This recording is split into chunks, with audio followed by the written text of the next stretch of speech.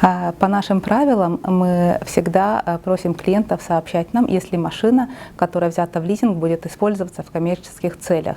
Это значит, что если наш клиент берет в лизинг автомобиль и, например, не сообщает сразу при заключении договора банку о том, что он, например, собирается использовать ее как такси или оказывать услугу курьерских перевозок, то это является нарушением лизинговых условий. Поэтому мы всегда приветствуем, если клиент нам говорит сразу честно о своих намерениях, и если машина используется как такси, это фиксируется в договоре, и тогда клиент поступает согласно договору, и никаких нарушений не происходит. В общем, банк относится достаточно гибко к использованию автомобилей. Какого-то тотального контроля за целью использования автомобиля мы не производим.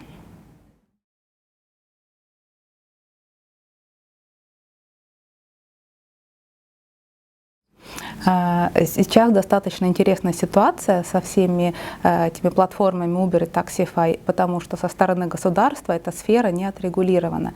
Это значит, что если наш клиент сообщает о том, что он желает использовать автомобиль в качестве такси, то есть мы говорим о классическом таксоизвозе с лицензиями, с правом на перевозку, то это в принципе все под контролем, и мы вносим соответствующие изменения в договор, и клиент поступает с банком корректно. Если же клиент использует сегодня свой лизинговый автомобиль в качестве извоза под знаком Uber или Taxify, то на самом деле никаких санкций банк сегодня применить не может, поскольку реально мы не обладаем такой информацией, и мы не можем контролировать, в каких целях используется автомобиль.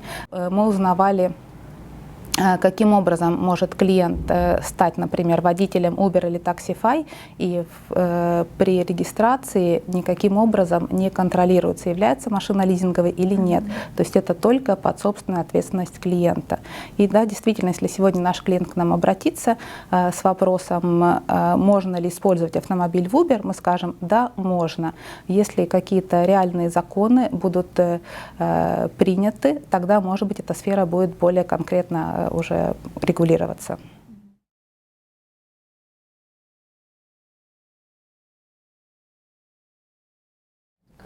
На данный момент нет.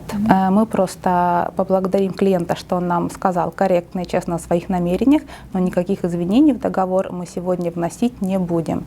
Здесь может быть один нюанс, о котором должен клиент сам позаботиться. Если у клиента взят автомобиль в аренду пользования, это значит, что в договоре у клиента оговорен максимально допустимый пробег в период лизинга, то надо будет этот вопрос продумать и принять решение, достаточно ли этого пробега, или же клиент видит, что в течение срока лизинга он этот пробег превысит. То есть если клиент видит, что он уже превышает свой пробег, то вот тогда обязательно надо обратиться в банк, и мы должны сделать изменение договора. Но это касается только автомобилей, приобретенных в аренду пользования.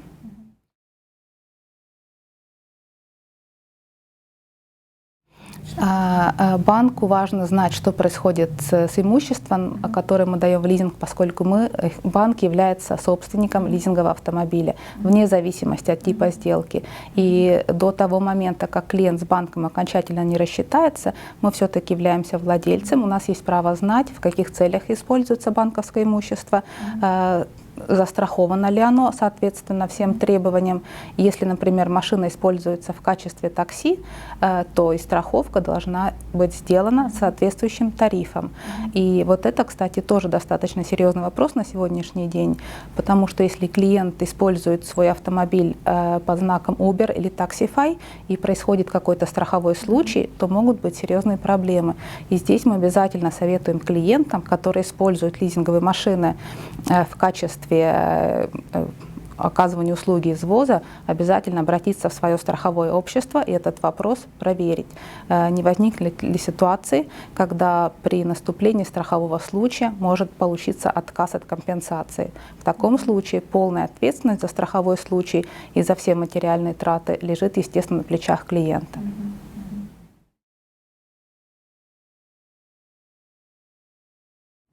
Если мы говорим о потребителе, о частном лице, то в среднем расчетный пробег ставят на автомобиль 20 или 25 тысяч километров в год.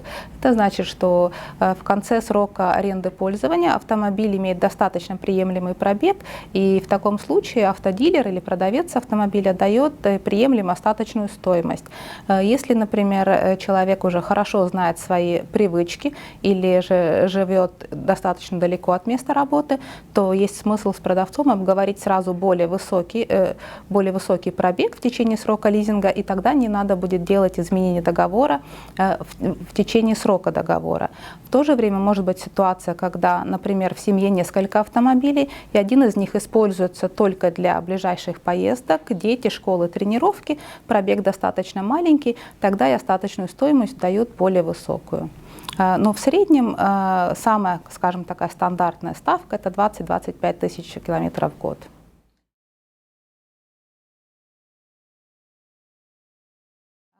Это очень индивидуально и зависит от того, каким образом человек работает в Uber. Работает ли он, например, после своего основного рабочего времени, или по выходным, или в качестве дополнительного заработка, или же решает заняться извозом клиентов как основной деятельностью. Естественно, если это получается как основная деятельность, то и пробег увеличивается, и тогда он уже может быть приравнен к стандартному пробегу, скажем, в фирмах такси. И это может быть и 60, и 70 тысяч километров в год. Но еще раз оговорюсь, это очень индивидуально.